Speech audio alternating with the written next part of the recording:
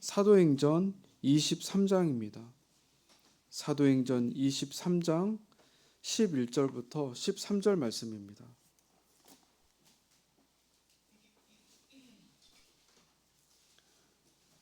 다 같이 합독하도록 하시겠습니다. 그날 밤에 주께서 바울 곁에 서서 이르시되 담대하라, 내가 예루살렘에서 나의 일을 증언한 것 같이 로마에서도 증언하여야 하리라 하시니라. 날이 새매 유대인들이 당을 지어 맹세하되 바울을 죽이기 전에는 먹지도 아니하고 마시지도 아니하겠다고 하고 이같이 동맹한 자가 40여 명이었더라. 아멘. 오늘 함께 통독할 말씀은 사도행전 23장과 24장 말씀입니다. 오늘 말씀에서는 예루살렘에 도착한 사도 바울이 성령께서 알려주신 대로 결박을 당하며 감옥에 넘김을 당하고 또한 살해의 위협을 받는 장면들이 나옵니다. 사도 바울을 죽이기 전에는 먹지도 마시지도 않겠다고 다짐하는 40여 명이 나타나지요. 그러나 하나님의 구속사역은 그러한 모든 방해들에도 조금도 지장을 받지 않는다는 것을 또한 보여주십니다. 오늘 함께 살펴보고자 하는 부분은 이러한 고난과 핍박 속에서도 흔들리지 않는 사도 바울의 굳건한 믿음에 관련된 부분입니다. 어제 함께 살펴본 것과 같이 성령님께서는 사도 바울이 예루살렘에 도착하기 전에 이미 그가 예루살렘에서 당할 일들에 대해서 알려주셨습니다.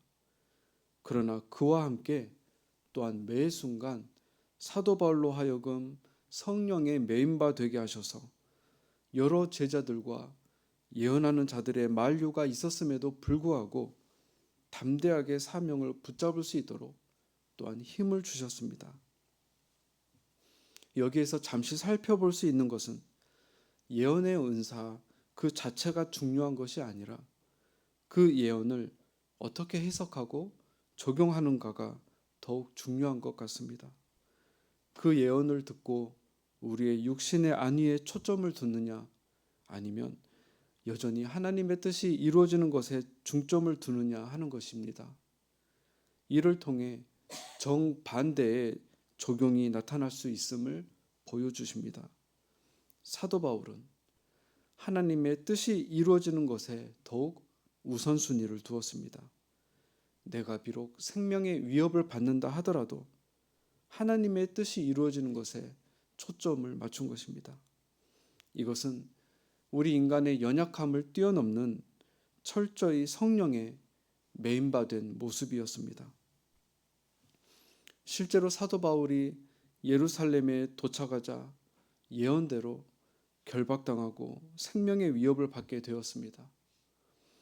그러자 하나님께서도 가만히 계시지 않으셨지요.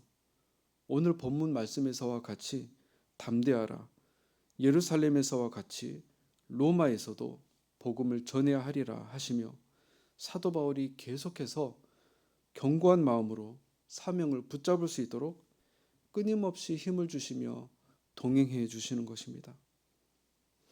이러한 하나님의 도우심을 오늘 본문 이후에도 계속해서 발견할 수 있습니다. 사도 바울을 죽이기로 40여 명이 모의하고 매복하고 있다는 것을 바울의 생질로 하여금 듣게 하셔서 바울에게 알려주십니다. 생질, 즉 바울의 여성 형제의 자녀로서 바울의 조카가 됩니다. 그가 40여 명이 매복하고 있다는 사실을 바울에게 알려주고 이 사실을 천부장에게 전하기 위해서 백부장에게 부탁을 했습니다. 그것을 또한 백부장이 허락해 줍니다. 하나님께서 백부장의 마음을 움직여 주시는 것이죠. 은혜를 받게 해주시는 것입니다.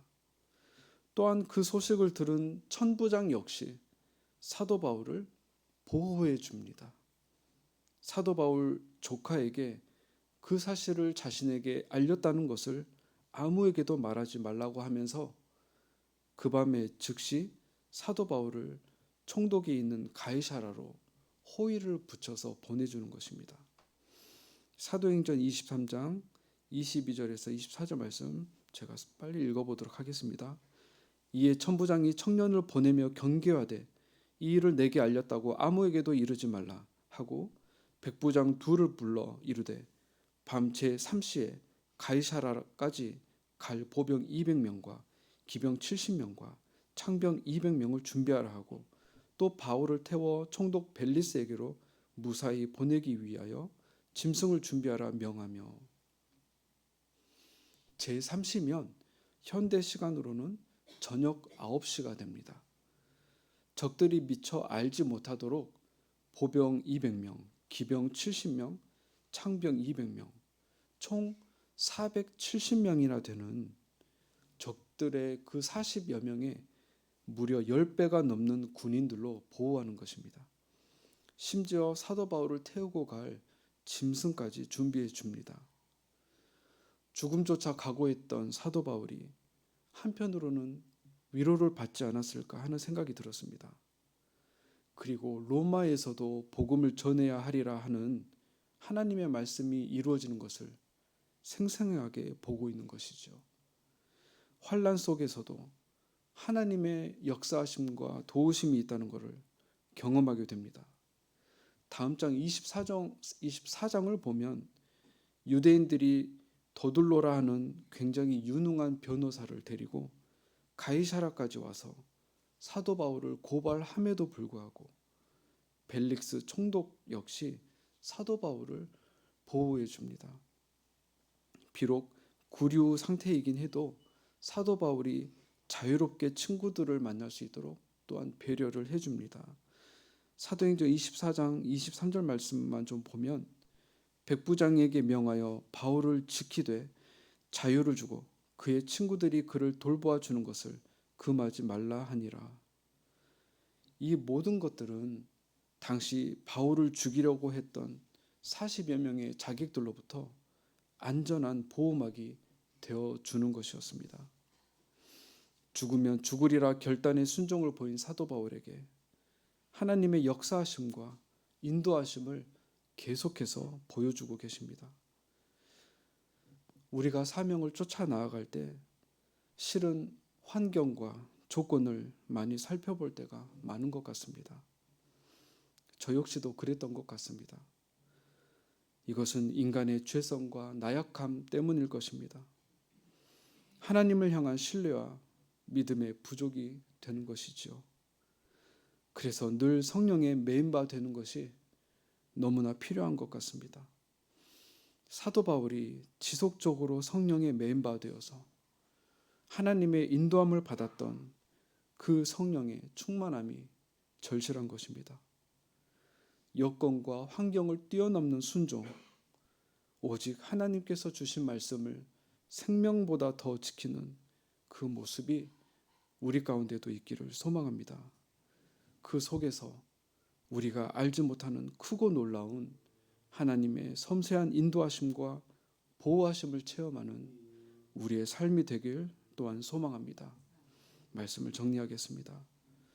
이후 24장 27절을 조금 보면 사도 바울은 이 가이사라에서 이태, 즉 무려 2년이라는 세월을 구류 상태로 머무르게 됩니다. 어떻게 보면 왜 당장 로마로 보내시지 않으셨는가? 이곳에 이렇게 머무르게 하셨나? 하나님의 섭리를 다 이해하지 못할 때도 있습니다. 그러나 사도 바울의 지난 1차부터 3차까지의 쉴 새 없었던 전도 여행을 돌아본다면 어쩌면 이 기간은 사도 바울에게 있어서 자신의 사역을 재정비하고 다시 한번 자신을 돌아볼 수 있는 귀중한 시간이 되었을지 모릅니다. 이 또한 한량없는 은혜 아니겠는지요. 우리보다 우리를 더 잘하시는 하나님, 선한 목자 되시는 하나님께서 이렇게 우리의 삶 역시 인도해 주실 것을 믿습니다. 가라 하면 가고 멈추라 하면 멈추는 하나님의 뜻을 구하는 저와 모든 성도님들의 삶이 되길 간절히 소망합니다.